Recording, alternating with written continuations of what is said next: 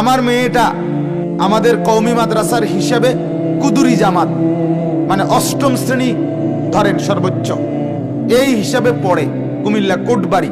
তা আমি গতকাল বৃহস্পতিবার দুপুরবেলা 1টা পৌনে 2টার দিকে আমার মেয়েটারে আনতে গেছি মাদ্রাসার থেকে।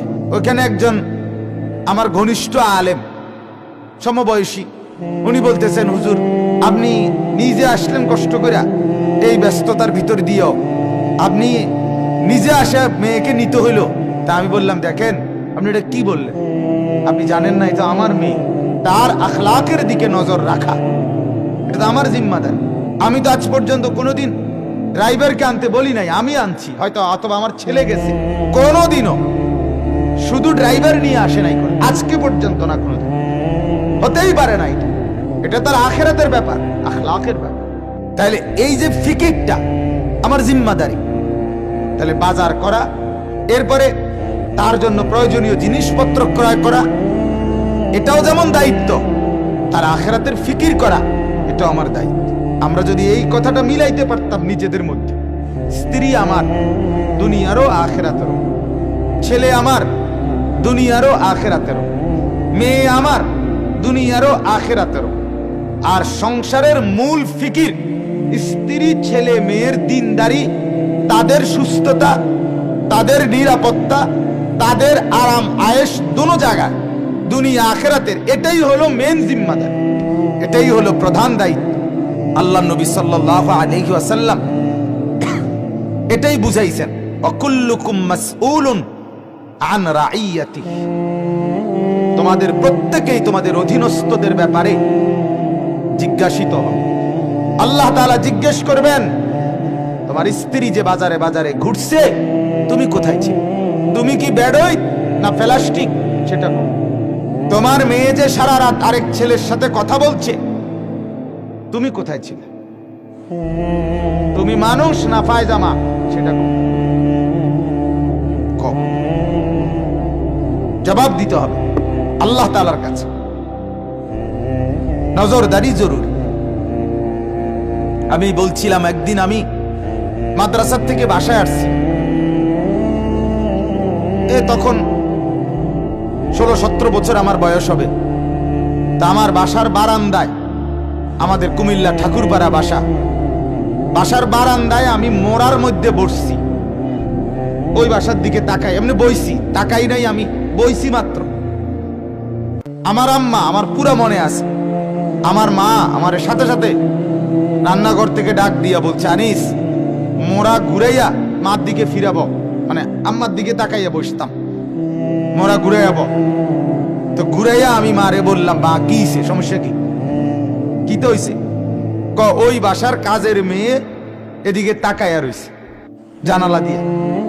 মা এটা নজর রাখছে, মা রান্নাও করতেছে, তখন তো আমার জন্যই রান্নতেছে, তাহলে মা আমার জন্য রান্নাও করছে, মা আমার আখলাকের ফিকিরও করছে, এটা জরুরি। দুইটা মিলানো জরুরি আমাদের, এটাই আমাদের সবচেয়ে বেশি জরুরি ডিউটি। জীবন চলার পথে এই কোটি কোটি টাকার উপার্জন, এই বাজার, এই ব্যবসা, এই কামাই রোজগারি উপার্জন, এই প্রাসাদ বিল্ডিং, দরজা জানালা, খাট পালঙের মূল মাকসাদ স্ত্রী সন্তানের উভয় জাহানের নিরাপত্তা, আরাম।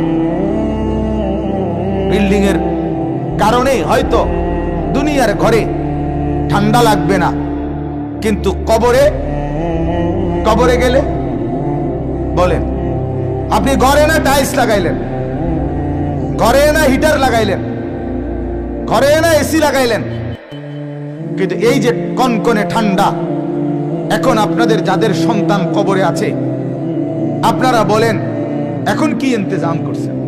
প্রচন্ড গরমের মধ্যে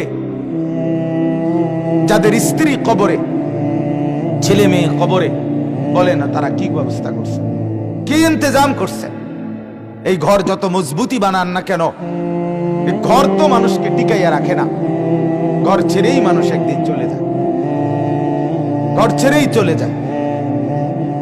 অসংখ্য আমার নিজে বলছে, আমার পরিচিত একজন মানুষ কিছুদিন আগে ঢাকাতে বনানীতে বাংলাদেশের একজন অন্যতম কুটিপতি, শিল্পপতি, সবচেয়ে অত্যাধুনিক বাড়ি উনার হচ্ছে ডুপ্লেক্স। বাড়িটা করতেই 4.5 কোটি না যেন 5 কোটি টাকা খরচ করছে। সেই ভদ্রলোক মারা গেছে। হসপিটাল থেকে রাত্রিবেলা তার লাশটা ঘরে আনে নাই, ওইখান থেকেই রেডি করে জানাজার মাঠে নিছে, সেখান থেকে দাফন করে দিছে।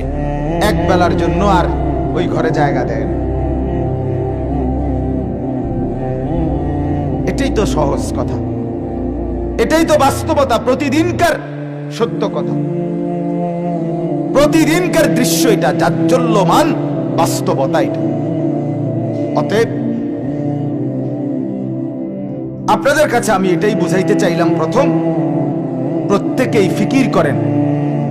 আমি যে কথার জন্য বলছি, আমার স্ত্রী, আমার ছেলে, আমার মেয়ে, আমার পরিবার বলতে যে দূর বুঝায়, গোটা পৃথিবী বাদ দেন, গোটা দেশ নাইলে বাদ দেন, আপনি যান, আপনি পারতেন না, বেশি করতেন, ঠিক আছে বাদ দেন, ইউনিয়ন বাদ দেন, পাড়া বাদ দেন, মহল্লা বাদ দেন, কিন্তু কমপক্ষে ঘরটুকু বাদ দেওয়ার কোনো সুযোগ আমার নাই।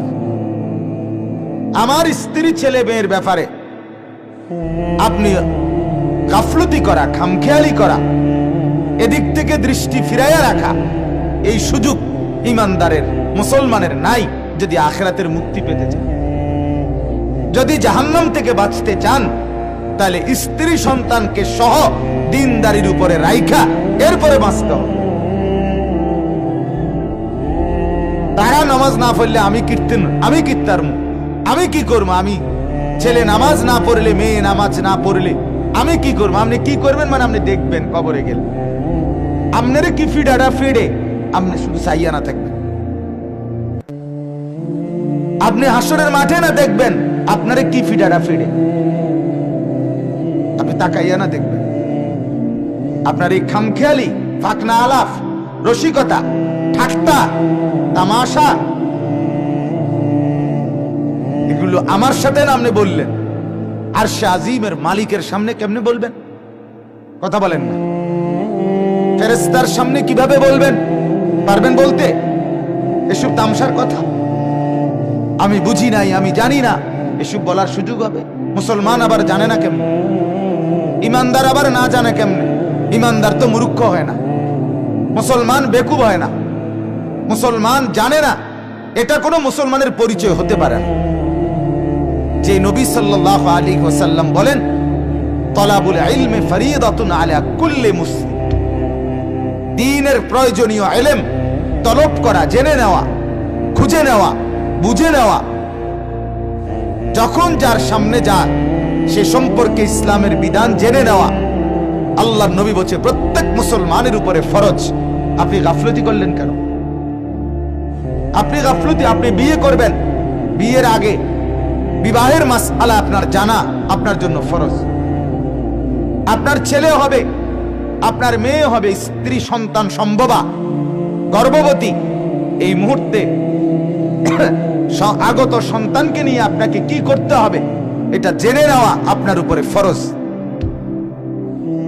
এটা ফরজ আপনার উপর। মানুষের একটা মিষ্টি খাওয়ানো আর ব্যাটকানো, এটাই আপনার দায়িত্ব। হ্যাঁ, ঠাট্টা করা, মজাক করা আপনার দায়িত্ব ছিল, এটা আপনি জানলেন না কেন? অতএব দয়া করে, মেহেরবানি করে আমরা প্রত্যেকেই এই জিম্মাদারিটুকু অনুভব করি যে আমাদের দায়িত্ব, আমাদের জিম্মাদারি। আমরা অভিভাবক, পুরুষ এখানে যারা বসছেন, আমরা অভিভাবক। আমাদের দায়িত্ব আমার স্ত্রী, আমার ছেলে, আমার মেয়ের দ্বীন, ঈমান, আখিরাত, পরকাল এর ফিকির করা, ফিকির করা। আল্লাহ তাআলা আমাদেরকে বুঝার তৌফিক দান করেন।